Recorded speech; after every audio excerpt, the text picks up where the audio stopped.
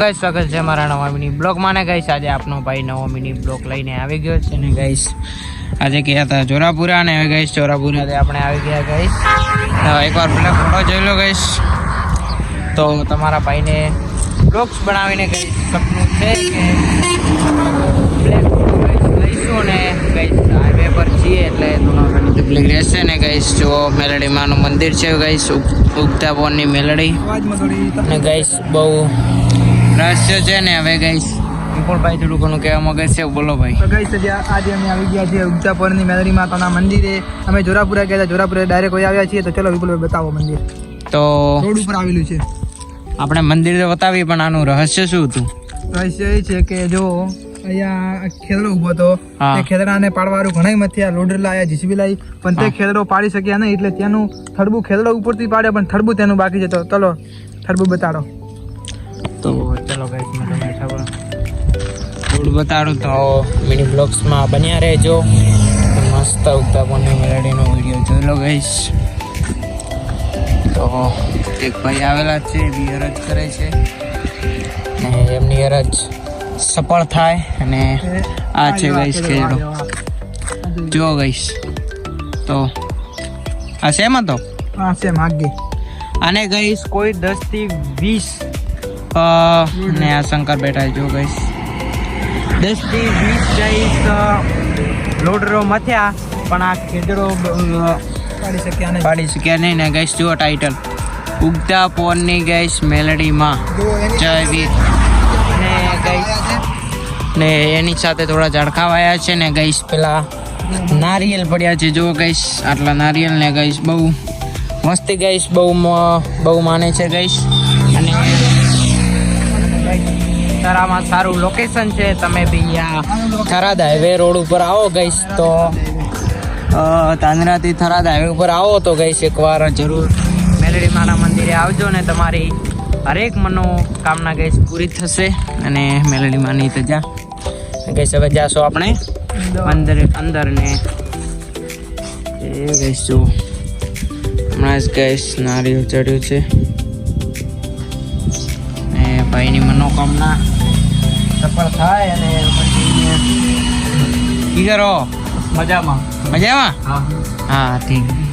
તો ગાઈસ આ ભાઈ સરકારી નોકરીની તૈયારી કરે છે અને આ બહુ માને છે અને આટલા માટે ગાઈસ આવ્યા છે.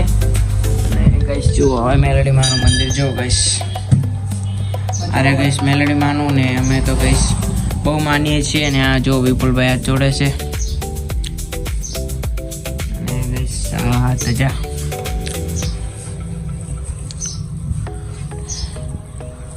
જો ગાઈસ જય મેલડીમાં ગાઈસ દીવાનું છે પૈસા છે વીર બાપસીનું મંદિર ને ગાઈસ હમણાં થોડું ડિસ્ટર્બ થયો હતો એટલે બ્લોગ્સ બંધ કર્યો હતો ને ગાઈસ હું તો એમ જ કહેવા માંગુ છું કે તમે પણ ખૂબ માનજો ને લોકો દૂર દૂર સુધી આવે છે ને અહીંયા ગાઈસ કર્યું હતું સ્થાન ને આ છે ગાઈસ કળશ અને ખૂબ ગાઈસ નારિયેળનો ઢગો છે ને ગાઈસ દેવનું મંદિર છે ને બહુ ઉગતા પવનની મેલડી ને ગાઈસ બહુ લોકો માને છે આટલા માટે નહીં તો ગાઈસ દેવ તો નહીં જ છે પણ માને એને જ માને ગાઈસ જો ઉગતા પવનની મેલડીને આ ભાઈ દર રવિવારે ચાલતા આવે છે.